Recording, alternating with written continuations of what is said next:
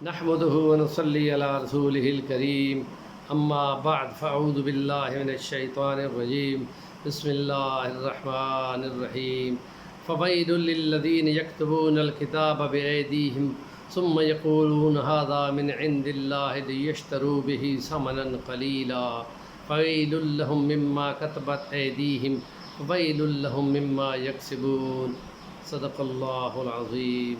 سورۃ بقرہ کی آیت نمبر 89۔ قرآن مجید میں اس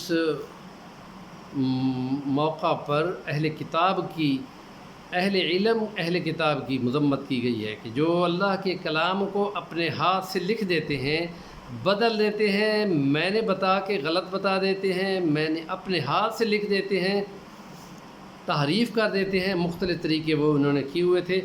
اور بائبل کے اندر اور تورات کے اندر باقاعدہ انسائکلوپیڈیا برٹانیکا میں اس کی وضاحت موجود ہے کہ کتنے ہزار غلطیاں انہوں نے کر رکھی ہیں۔ اس کے مقابلے میں اگر کمپیریٹیو اسٹڈی آف ریلیجن کو دیکھا جائے، متقابل ادیان، تو قرآن مجید کو وہ خود تسلیم کر چکے ہیں۔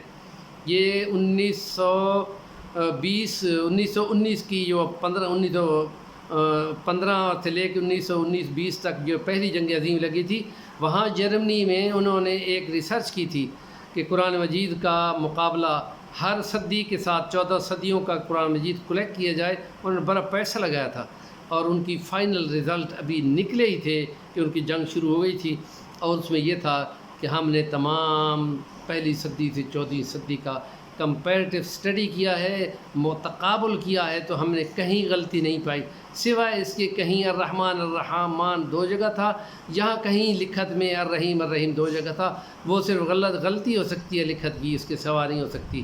اور جو میں نے بدلتے ہیں، میں نے بھی متعین ہیں، کیونکہ کلام نبی پاک صلی اللہ علیہ وسلم پر نازل ہوا ہے، تو جو میں نے بدلے گا وہ بھی پکڑا جائے گا۔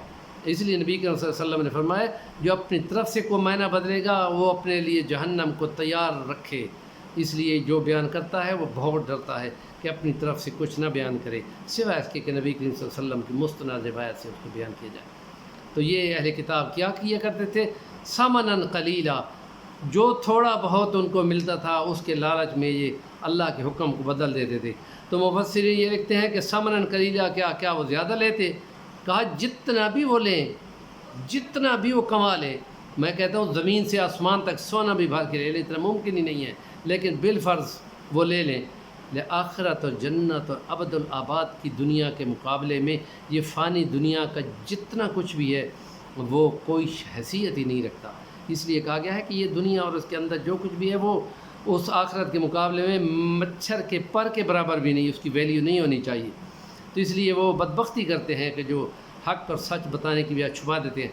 نبی کریم صلی اللہ علیہ وسلم کے دور میں مدینہ میں یہودی ایک بندے کو، اپنے یہودی بندے کو گدھے کے اوپر بٹھا کر منہ کالا کر کے پھرا رہے تھے، اور یہ روایتیں موجود ہیں۔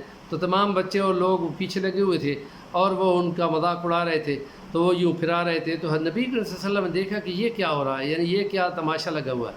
تو کہا گیا کہ یہ یہودی جی اپنے ایک بندے کو تورات کے مطابق سزا دیں۔ انہوں نے کہا اللہ کی سزائیں ایسے تماشے نہیں ہوا کرتی، بلاؤ ان کو، کیونکہ نبی کریم صلی اللہ علیہ وسلم میثاق مدینہ کی روح سے حکمران بھی تھے، چیف جسٹس بھی تھے اور سب کچھ تھے۔ تو اس لیے جب ان کے سامنے لایا گیا تو فرمایا یہ کیا کر رہے تم؟ انہوں نے کہا یہ شادی شدہ تھا، زانی تھا، تو اس کو سزا دینے کے لیے انہوں نے یہ کیا ہے کہ اس کا منہ کالا کر کے پھراؤ۔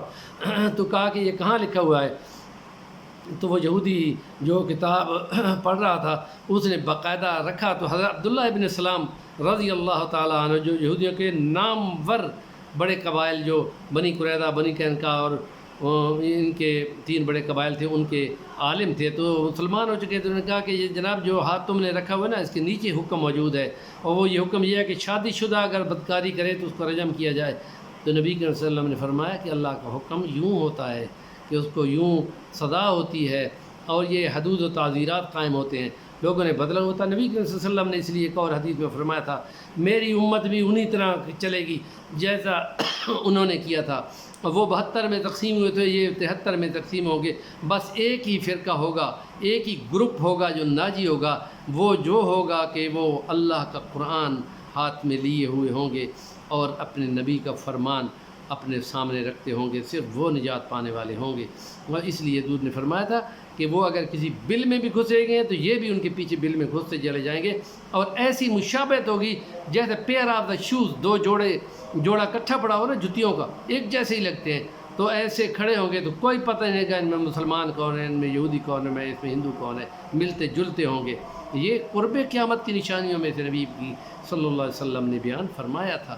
تو اس لیے بڑی سخت وارننگ موجود ہے کہ جو اللہ کا کلام دنیا حاصل کرنے کے لیے بیچتے ہیں وہ کچھ بھی نہیں بیچتے ہیں، وہ اپنی تباہی کرتے ہیں۔ اس لیے اللہ سے ڈرنا چاہیے، حق بتانا چاہیے، حق کا ساتھ ہونا چاہیے۔ تھوڑی سی زندگی ہے اور لمحے لمحے کی زندگی سے آخرت کے درجے بہت بلند ہوتے ہیں۔ اللہ پاک نیکی کی بات کو تلقین کرنے والا بتائے، اور ہمارے چینل کو سبسکرائب کریں یا نیکی کی بات کو آگے انہانس کریں، اور جو نیکی کو آگے پہنچاتا ہے وہ برابر حصہ لیتا ہے۔ وآخر دعوانا الحمدللہ رب العالمین۔